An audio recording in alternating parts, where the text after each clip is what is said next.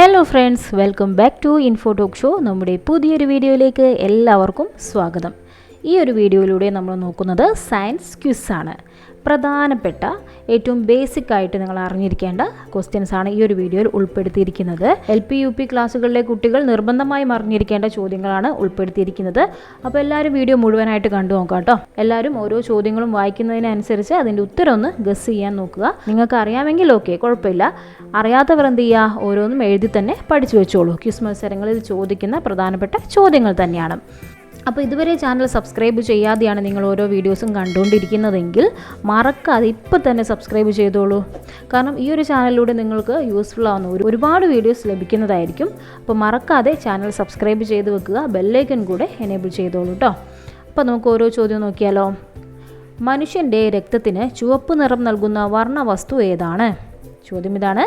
മനുഷ്യൻ്റെ രക്തത്തിന് ചുവപ്പ് നിറം നൽകുന്ന വർണ്ണവസ്തു ഏതാണ്? ഉത്തരം ഒന്ന് ഗസ് ചെയ്ത് നോക്കൂ. ഉത്തരം വരുന്നത് ഹീമോഗ്ലോബിൻ. മനുഷ്യൻ്റെ രക്തത്തിന് ചുവപ്പ് നിറം നൽകുന്ന വർണ്ണവസ്തുവാണ് ഹീമോഗ്ലോബിൻ. നിങ്ങളുടെ ഉത്തരം ശരിയാണെന്ന് കരുതുന്നു. അടുത്ത ചോദ്യത്തിലേക്ക് കടക്കാം. മനുഷ്യ ശരീരത്തിൽ പേശികളില്ലാത്ത അവയവം ഏതാണ്? മനുഷ്യ ശരീരത്തിൽ പേശികളില്ലാത്ത അവയവം ഏതാണ്? ഉത്തരം ഹൃദയമാണ്. മനുഷ്യ ശരീരത്തിൽ പേശികളില്ലാത്ത അവയവമാണ് ഹൃദയം. അടുത്തത്, കർഷകൻ്റെ മിത്രം അല്ലെങ്കിൽ കർഷകൻ്റെ കലപ്പ എന്നൊക്കെ അറിയപ്പെടുന്ന ജീവി ഏതാണ്? കർഷകൻ്റെ മിത്രം, കർഷകൻ്റെ കലപ്പ എന്നൊക്കെ അറിയപ്പെടുന്ന ജീവി ഏതാണ്? ഉത്തരം മണ്ണിര. എല്ലാവർക്കും അറിയായിരിക്കും.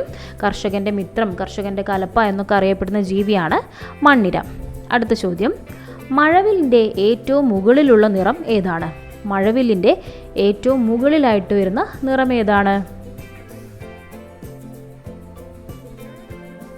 ഉത്തരം ചുവപ്പാണ്. മഴവില്ലിൻ്റെ ഏറ്റവും മുകളിലായിട്ട് വരുന്ന നിറം ചുവപ്പ്.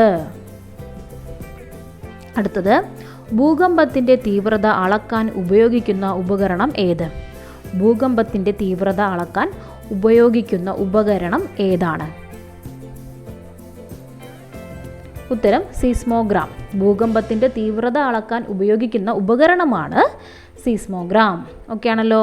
അടുത്ത ചോദ്യം, പറക്കാൻ കഴിയുന്ന സസ്തനി ഏതാണ്? പറക്കാൻ കഴിയുന്ന സസ്തനി ഏതാണ്?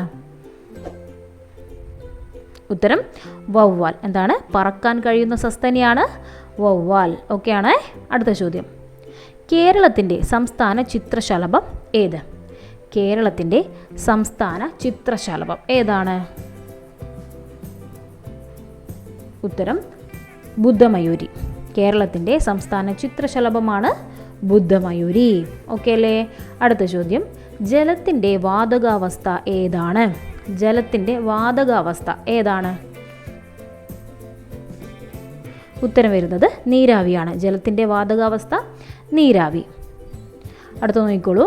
മുണ്ടകൻ എന്നത് ഏത് കൃഷിയുമായി ബന്ധപ്പെട്ട വാക്കാണ്? മുണ്ടകൻ എന്നത് ഏത് കൃഷിയുമായി ബന്ധപ്പെട്ട വാക്കാണ്? ഉത്തരം നെല്ല്. നെല്ലുമായി ബന്ധപ്പെട്ടതാണ് മുണ്ടകൻ എന്നത്. അടുത്ത ചോദ്യം, നൃത്തം ചെയ്യുന്ന ഷഡ്പദം ഏതാണ്? നൃത്തം ചെയ്യുന്ന ഷഡ്പദം ഏതാണ്? ഉത്തരം തേനീച്ച. നൃത്തം ചെയ്യുന്ന ഷഡ്പദമാണ് തേനീച്ച. അടുത്ത നോക്കിക്കോളൂ.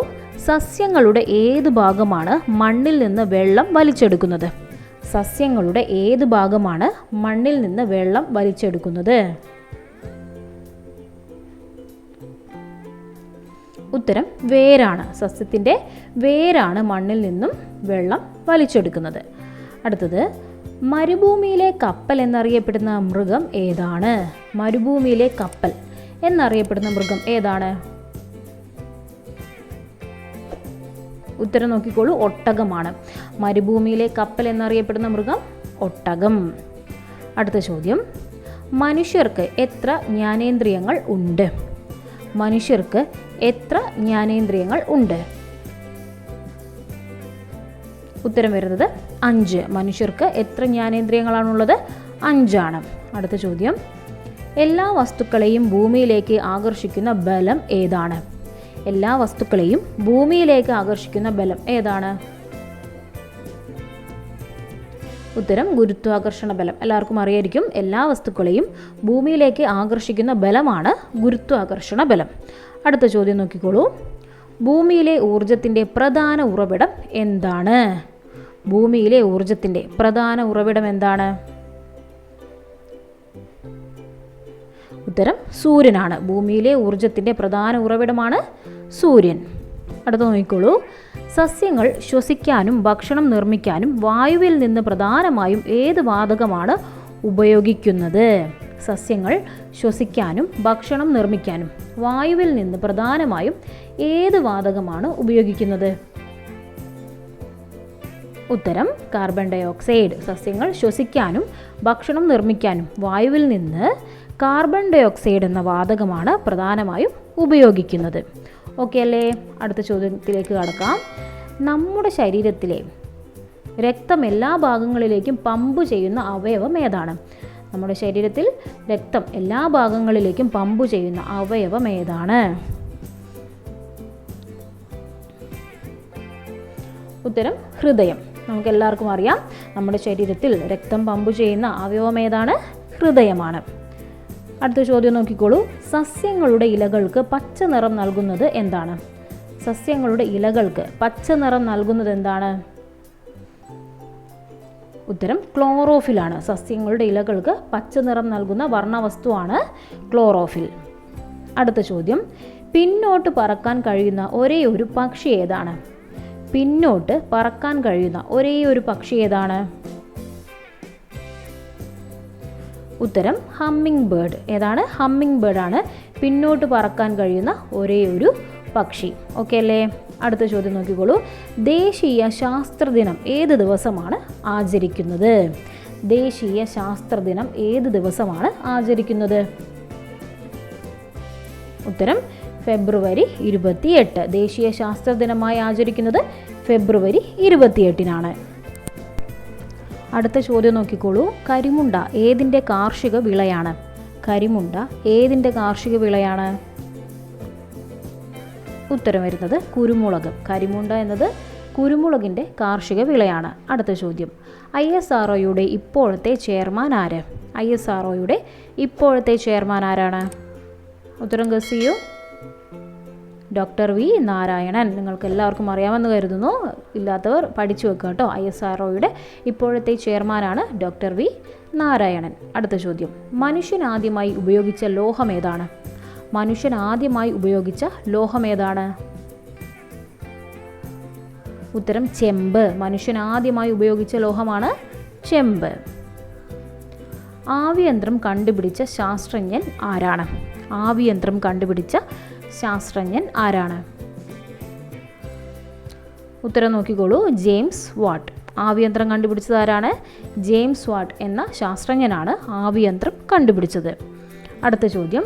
ടെലഫോൺ കണ്ടുപിടിച്ചത് ആരാണ്? ടെലഫോൺ കണ്ടുപിടിച്ചത് ആരാണ്? ഉത്തരം അലക്സാണ്ടർ ഗ്രഹാം ബെൽ. ടെലഫോൺ കണ്ടുപിടിച്ച ശാസ്ത്രജ്ഞൻ ആരാണ്? അലക്സാണ്ടർ ഗ്രഹാം ബെൽ എന്ന ശാസ്ത്രജ്ഞനാണ് ടെലഫോൺ കണ്ടുപിടിച്ചത്. അടുത്ത ചോദ്യം നോക്കിയാലോ. കേരളത്തിലെ സംസ്ഥാന പുഷ്പം ഏതാണ്? ഇതെല്ലാവർക്കും അറിയാവുന്നൊരു ചോദ്യമായിരിക്കും. കേരളത്തിലെ സംസ്ഥാന പുഷ്പം ഏതാണ്? ഉത്തരം പറയൂ. കണിക്കൊന്നയാണ് അല്ലേ? കേരളത്തിലെ സംസ്ഥാന പുഷ്പമാണ് കണിക്കൊന്ന. അടുത്ത ചോദ്യം ഇതാണ്. പക്ഷികളെക്കുറിച്ചുള്ള പഠനം അറിയപ്പെടുന്നത് എന്താണ്? പക്ഷികളെക്കുറിച്ചുള്ള പഠനം എന്താണ് അറിയപ്പെടുന്നത്? ഉത്തരം ഓർണിത്തോളജി. ഓർണിത്തോളജി എന്നാണ് പക്ഷികളെക്കുറിച്ചുള്ള പഠനം അറിയപ്പെടുന്നത്. മറക്കില്ലല്ലോ, പഠിച്ചു വെക്കുക കേട്ടോ. അടുത്ത ചോദ്യം. ലോകത്തിലെ ഏറ്റവും ചെറിയ പക്ഷി ഏതാണ്? ലോകത്തിലെ ഏറ്റവും ചെറിയ പക്ഷി ഏതാണ്? ഹമ്മിങ് ബേർഡാണ്. ലോകത്തിലെ ഏറ്റവും ചെറിയ പക്ഷി ഹമ്മിങ് ബേർഡ്. ഓക്കെ ആണേ. അടുത്ത ചോദ്യം. ലോക ആരോഗ്യ ദിനം ഏത് ദിവസമാണ്? ലോകാരോഗ്യ ദിനം ഏത് ദിവസമാണ്? ഉത്തരം ഏപ്രിൽ 7. ഏപ്രിൽ 7-നാണ് ലോകാരോഗ്യ ദിനമായി ആചരിക്കുന്നത്. അപ്പോൾ ഫ്രണ്ട്സ്, സയൻസ് ക്യൂസുമായി ബന്ധപ്പെട്ട ചോദ്യങ്ങളാണ് നമ്മളിപ്പോൾ കണ്ടത്. അപ്പോൾ LP UP ക്ലാസ്സുകളിലെ കുട്ടികൾ നിർബന്ധമായും അറിഞ്ഞിരിക്കേണ്ട ചോദ്യങ്ങളാണ്. പ്രധാനപ്പെട്ടതാണ്. എല്ലാവരും നോട്ട് ചെയ്തോ എങ്ങനെയെങ്കിലും ഒന്ന് പഠിച്ചു വെക്കുക കേട്ടോ. പ്രധാനപ്പെട്ട ചോദ്യങ്ങളാണ്. അപ്പോൾ നമുക്കിനി നിങ്ങൾക്കായുള്ള സ്പെഷ്യൽ ക്വസ്റ്റ്യൻ നോക്കാം. ചോദ്യം ഇതാണ്. എല്ലാ വസ്തുക്കളെയും ഭൂമിയിലേക്ക് ആകർഷിക്കുന്ന ബലം ഏതാണ്? എല്ലാ വസ്തുക്കളെയും ഭൂമിയിലേക്ക് ആകർഷിക്കുന്ന ബലം എന്താണ് അറിയപ്പെടുന്നത്? ഈ ചോദ്യത്തിൻ്റെ ഉത്തരം എല്ലാവരും നമ്മുടെ കമൻറ്റ് ബോക്സിൽ അറിയിക്കുക കേട്ടോ. ഇത്ര നേരം നമ്മൾ കണ്ട ക്ലാസ് നിങ്ങൾക്ക് എല്ലാവർക്കും യൂസ്ഫുൾ ആയോ, നിങ്ങളത് ശ്രദ്ധിച്ചു എന്ന് മനസ്സിലാക്കാൻ സാധിക്കും. അപ്പോൾ ഉത്തരം എല്ലാവരും കമൻറ്റ് ചെയ്യണേ. കൂടെ നിങ്ങളുടെ പേരും കൂടെ ആഡ് ചെയ്തോളൂ. ഇതുപോലെ കൂടുതൽ വീഡിയോസ് നിങ്ങൾക്ക് ആവശ്യമാണെങ്കിൽ ചാനൽ മറക്കാതെ സബ്സ്ക്രൈബ് ചെയ്ത് വെക്കുക, ബെല്ലൈക്കൺ കൂടെ എനേബിൾ ചെയ്ത് വെക്കുക. എങ്കിൽ മാത്രമേ ഞാൻ അപ്ലോഡ് ചെയ്യുന്ന വീഡിയോസ് നിങ്ങളിലേക്ക് കറക്റ്റായി എത്തുകയുള്ളൂ. അപ്പോൾ ഫ്രണ്ട്സിലേക്കും ഷെയർ ചെയ്ത് കൊടുക്കാൻ മറക്കണ്ട. നമുക്കിനി മറ്റൊരു വീഡിയോയിലൂടെ വീണ്ടും കാണാം. Thank you for watching.